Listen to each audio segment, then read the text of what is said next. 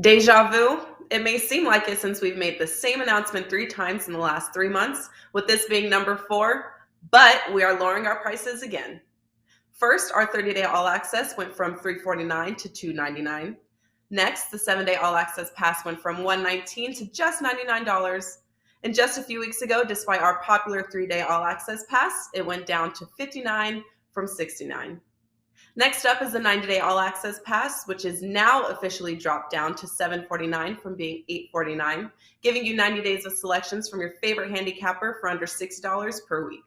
Remember, purchase wager bucks can now be used the same as cash, including on our new lowered price, 3, 7, 30, and 90-day all access packages, allowing you to save every day on every pick you buy.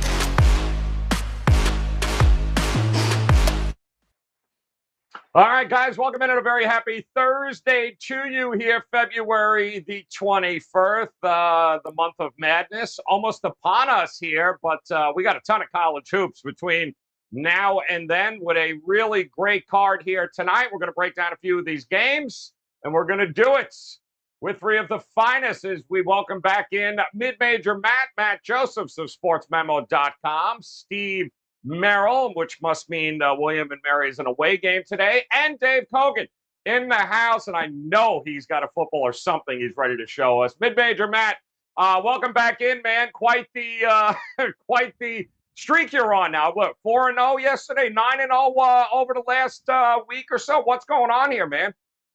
4-1 yesterday. Unfortunately, the Bucknell Army over didn't hit, but that's still a very good day. And yeah, they asked me on Wage Talk today why I'm doing so well on Thursdays. It's because there's conferences I really know: the Summit, the Southland, the WCC.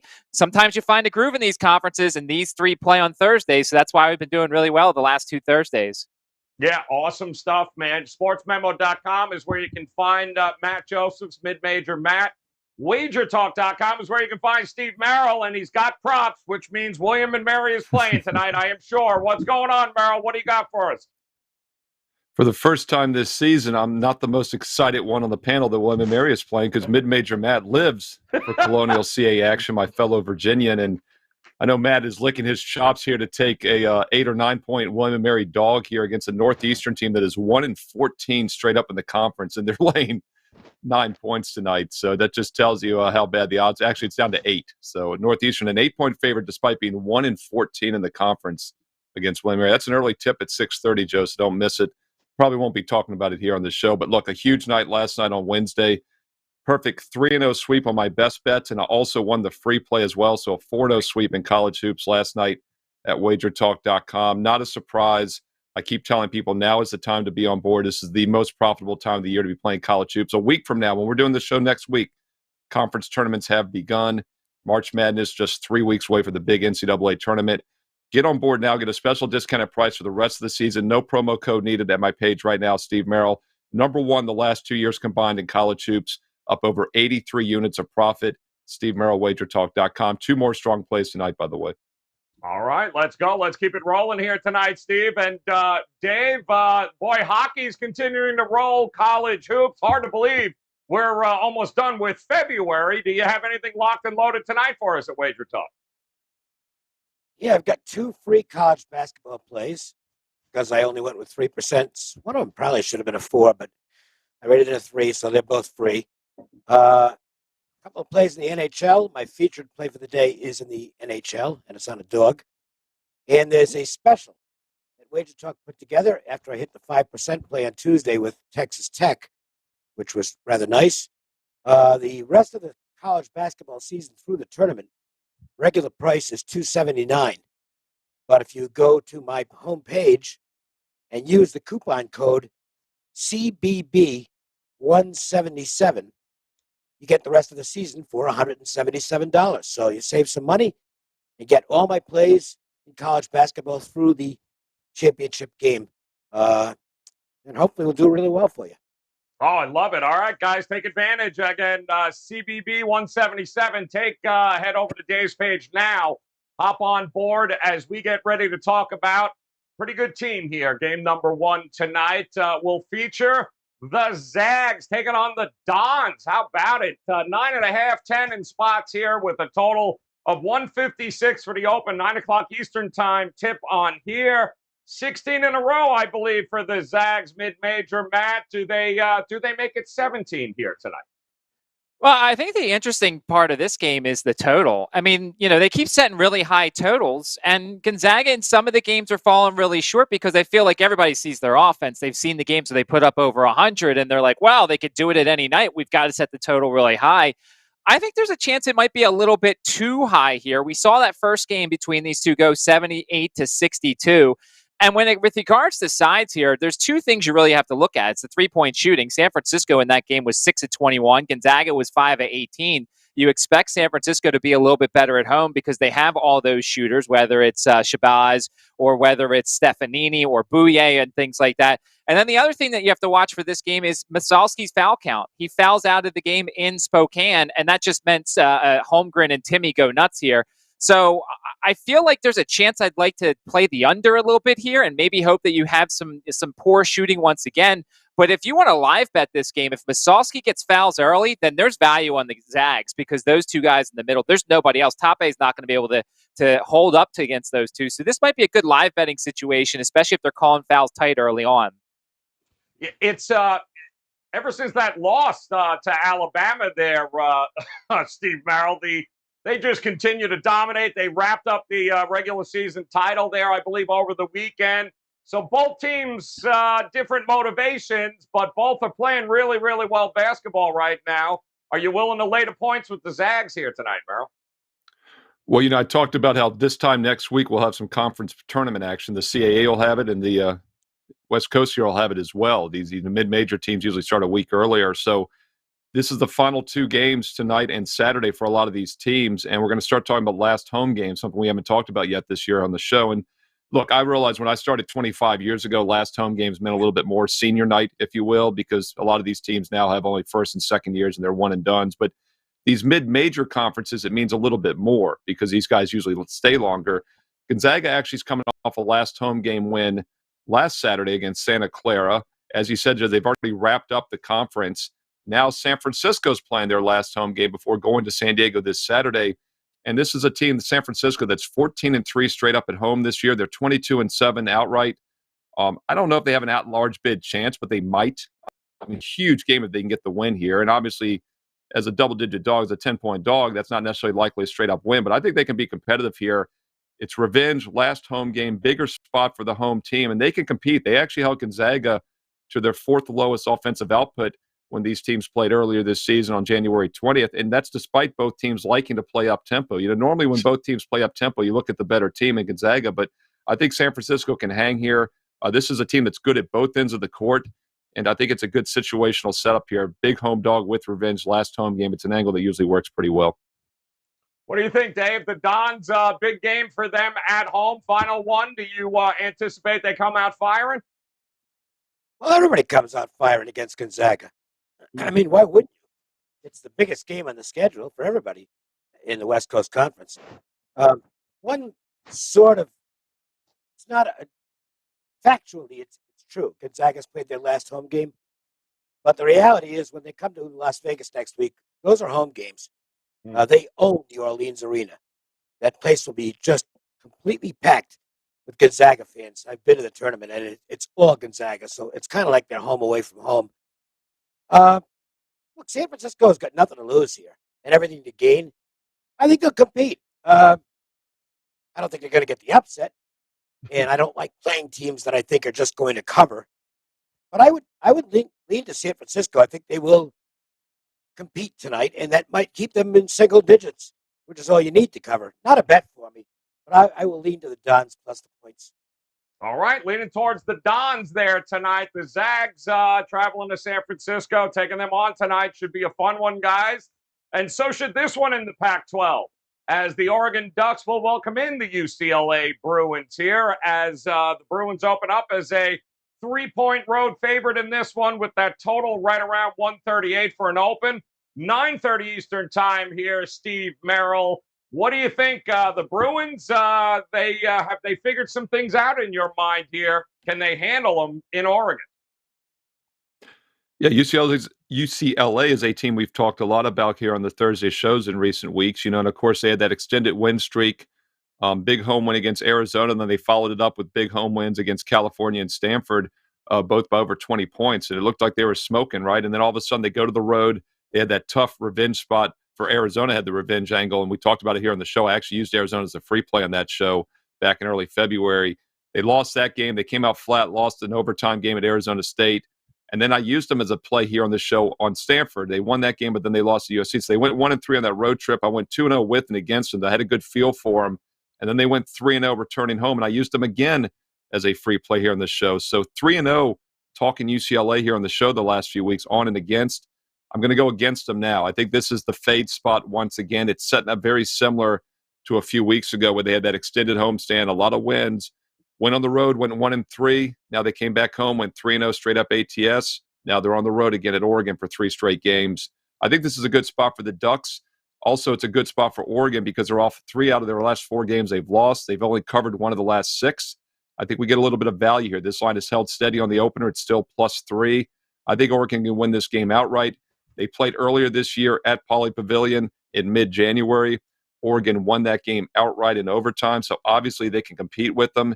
And we look at the box score, it wasn't really anything misleading. Normally when a team pulls a big road upset, you're thinking, oh, they were lights out from 3. They were just 6 for 19, 32%. UCLA was 28%. Oregon actually had 2 extra 2-point shots. They outscored them by 4 down low and by 2 from the free throw line. So Oregon actually outscored UCLA by 6 points from 2-point and free throw line. So I don't think there's anything random about that first win. I think Oregon can repeat it tonight. It's a big game for Oregon here, Dave. I mean, 3 out of 4 they've lost now against pretty good competition, Arizona last week. But what do you think they do against UCLA? Well, I think the market is probably going to bet UCLA here because Oregon's not playing well. And it's a revenge game for UCLA. And those are things that attract bettors. But I think Oregon, I watched the first game. And this is where you just go to the matchups.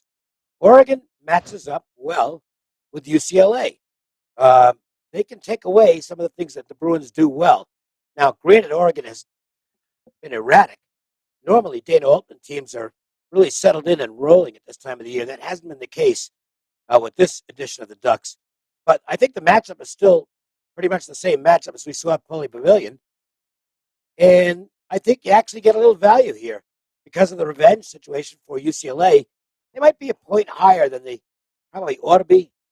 I'll go with Oregon plus the points, and I think it's going to be a real close game. It was, they did a really good job of getting turnovers in that first matchup. What do you think, mid-major Matt, about their chances of getting it done here at home, the Oregon Ducks? Well, I wonder about where UCLA is right now. This is their 4th game in a week, and obviously it was nice that they spent all that time at home. But if you look, Jaquez has the ankle. He's not 100% right now. Tiger's got the shoulder. He's not 100% right now. We don't know about Watson's status. We don't know about some of the other guys' status. So, this is a banged-up team that's going into Oregon, playing against a Duck team that has desperation. And it's a Duck team that's dominated this series. They've played once the past couple of each of the last couple of seasons, and Oregon's won. And the other thing I think people have to consider when they look back at that first game with UCLA, I think part of the reason why the Bruins lost that game is they had no home crowd. There was no atmosphere. There was no sort of energy. And I feel like UCLA is one of these teams that needs that sort of thing to get them going at times. And they just never got it. And then they got to overtime and it was really a weird overtime. I agree with everybody else. I think there's some value here in Oregon. Now, I wouldn't recommend the money line per se. They are not a good free throw shooting team. So I feel like you're going to need the 3 points potentially, especially in a late game situation where if they're missing free throws and then all of a sudden, potentially they don't cover or they lose by 1 or 2, then, you at least have the +3 to kind of make you safe. All right. Should be an interesting one here tonight, guys, in Oregon as UCLA, the Bruins come to town. We do have one more game on tap we're going to break down for you here, and this should be another interesting rematch as well, with Belmont taking on Murray State. Murray State opens up as a 3.5-point favorite with that total at 144, and it was a beatdown of epic proportions in that first one, Dave. 22, I think, is what Murray State ended up beating Belmont. What do you think we get in this rematch? Murray's in an interesting situation because they're having a phenomenal year. But for getting that large, they're probably going to have to go unbeaten in the conference and at least make it to the Ohio Valley Conference final because it's a one-bid league normally. Now, that might aggravate some people because they might be looking at Murray and saying, what do they have to do? They should be good enough now to get in that large bid. A lot of pressure on Murray. Belmont, well, they've got this game circled. I mean, that was an embarrassing performance for a good team. I don't see much difference between these two teams. I think they're really close. The line, you can argue, is about where it should be, given the home court advantage. But I like the revenge angle in this game. I think Belmont's coming to play tonight. And I just missed using this on my card. I only went with 2 games tonight. If I went to 3 deep, this would have been it. I think Belmont's got a real good chance to win this game. I would take the points. So, it was a terrible shooting night. Murray State was on fire. Belmont couldn't hit water if they fell out of a boat mid-major, Matt. So they had it circled. We know it. It's a hell of a revenge spot. Are you backing them to get it done tonight? I leaned a bit to Murray State, and what Dave said's right. I mean, I'm already ready to get annoyed. But, I mean, I think they're going to win the OVC anyway. But I'm already ready to get annoyed if they don't make the tournament. They're one of the 68 best teams. They're one of the, 35, 36 best at larges. I mean, this is a really good Murray State team, and nobody's going to want to play them. That's why their out-of-conference schedule is not as good. And, of course, they lost the game to Auburn. But you go back to that first matchup, and Juice Hill with the 8 3-pointers. I mean, he was really good. Tevin Brown was really good. And you look at Belmont, they shot well from 2, but they just couldn't hit anything from 3. I like the over in this game, I think. I think the pace is going to be there. I think Belmont's going to score more than 60 points. I know Murray State's got a really good defense, but I think Casey Alexander's going to throw some tweaks at him. And this is a team that's shooting over 60% from 2 in conference play. Now, that's inflated a lot because a lot of the defenses in this conference aren't very good. But I could see like a 75-73 type of game here. So I think there's some value on the over. I think Murray State lets up a little bit more, and Belmont's defense is hard to trust as it is. So I kind of like the over in this one. All right, leaning towards the over. -6 was Belmont in that first game with a total of 148.5 there. So certainly some adjustments here, Steve, in this second go-around. What do we get tonight? Yeah, I'm conflicted on the side. I think revenge works better, obviously, for strong home court teams. So even though Belmont has the big revenge angle, I think, going against a 14-0 perfect Murray State home court, which, by the way, is Murray State's final home game tonight, too. We touched on that earlier. So a little bit of confliction there. We got the revenge angle for Belmont, but the strong home court, last home game angle for Murray State. So I'm going to look at the total as well. And I agree with Matt Josephs. I think over is the way to play this, over 145.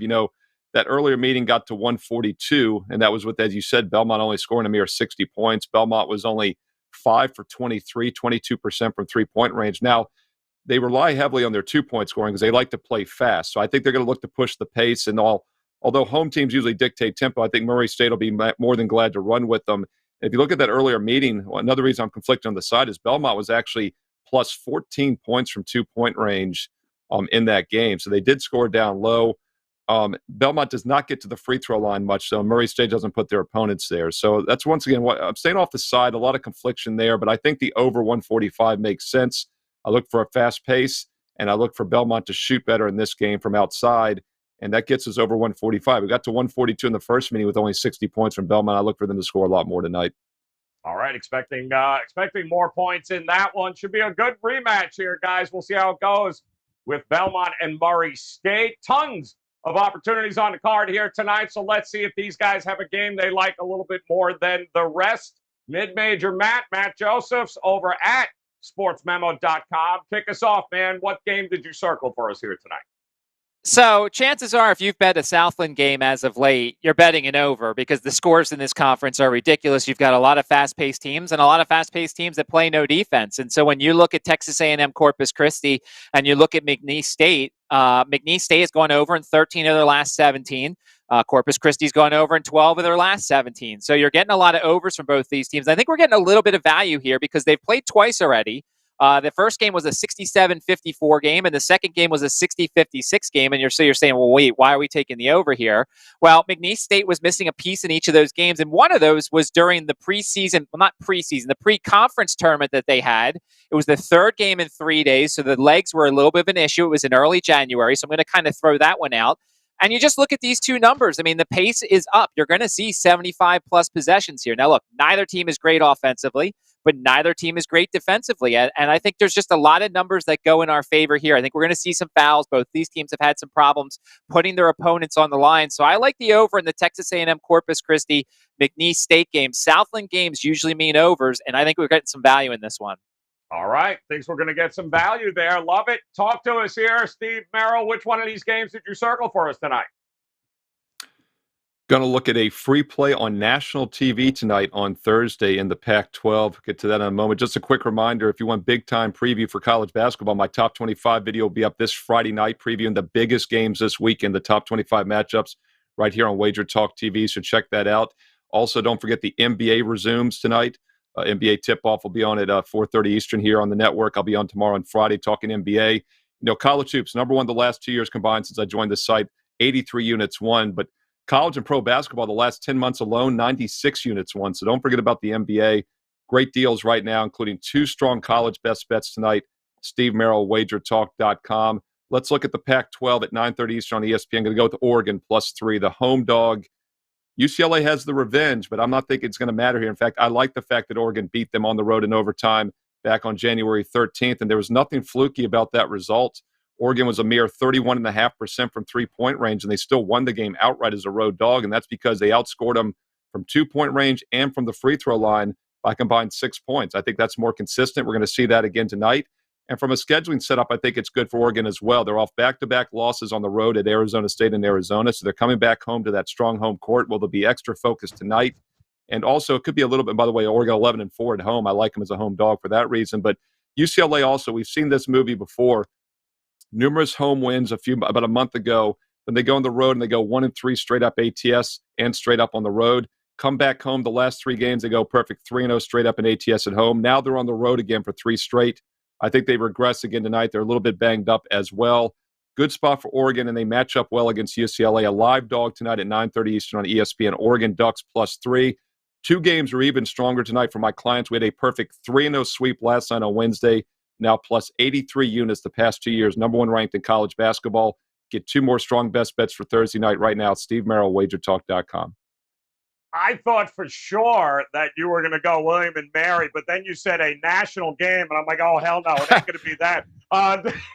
Dave, Joe, you know what's funny about that? It's a 6:30 tip, and they've been getting some of these CBS Sports Networks games. They played Towson at 5 the other day, so I did just look, and I think they got bumped. I think Wagner Fairleigh Dickinson is now the CBS Sports Network game at 6. So you know it's bad when you're getting bumped by Fairleigh Dickinson and Wagner, but for good reason. Craigslist. Talk to us, Dave. Which way you going tonight? Well, again, the special offer, save $102 off the regular price. Go to my homepage at WagerTalk and use the coupon code CBB177, and you get the rest of the season through the national championship game, all plays, for $177. The Ohio Valley Conference overall sucks. It's a bad league. But the top of the league is really good. Belmont and Murray State can play with anybody. I mean, they're quality programs. I think Belmont's got a huge circle around this game after getting humiliated at home, losing by 22 to Murray State earlier. Biggest game in the remaining schedule for both teams. And I like Belmont. Get the revenge tonight. I'll take the points with the visiting side here. Belmont plus the points for today's best bet. They're going to shoot a lot better, I have a feeling, than they did the first go-around. Absolutely. Should be a good one there, guys. Our friends from the Gold Sheet, they, too, have a play of the day, and they're going to be looking at Weber State, Portland State, expecting some points here tonight. Over The total there, 151.5 with Weber State, Portland State tonight. Great write-up here, guys. And as always, we post our Gold Sheet plays of the day on our Twitter page at WagerTalk. So check it out. And, of course, much more where that came from, goldsheet.com. More write-ups and, of course, great handicapping tools across the board on all games, guys. Check it out at the Gold Sheet. All right, Merrill. You can't possibly come on a college basketball show here and somebody not choose William and Mary getting 8 damn points against Northeastern. Are you kidding me? 6-1 on the road against the number. You're talking about a team that is what? 1-15 straight up, 3-13 against the number, laying 8 points? Oh, hell no. Give me William and Mary. What the hell's wrong with you, Steve Merrill? Give me William and Mary here tonight is the best bet, guys. And apparently you're not watching it on TV because they got bumped for Wagner.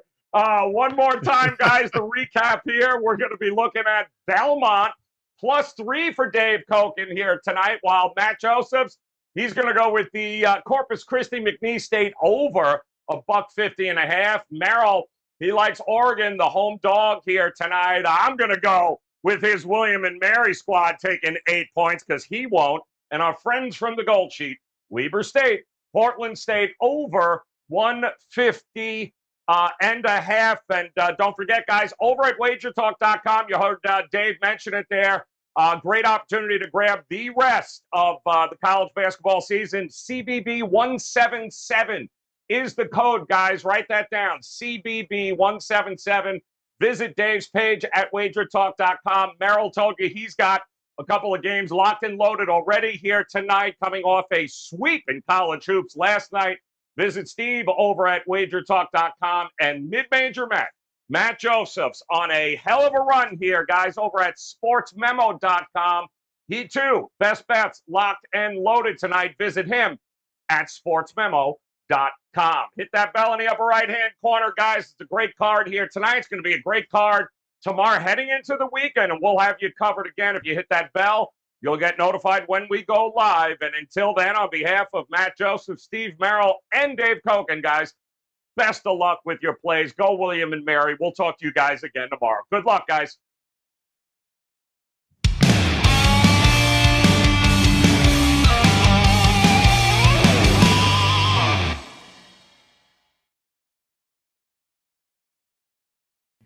Deja vu? It may seem like it since we've made the same announcement 3 times in the last 3 months, with this being number 4, but we are lowering our prices again.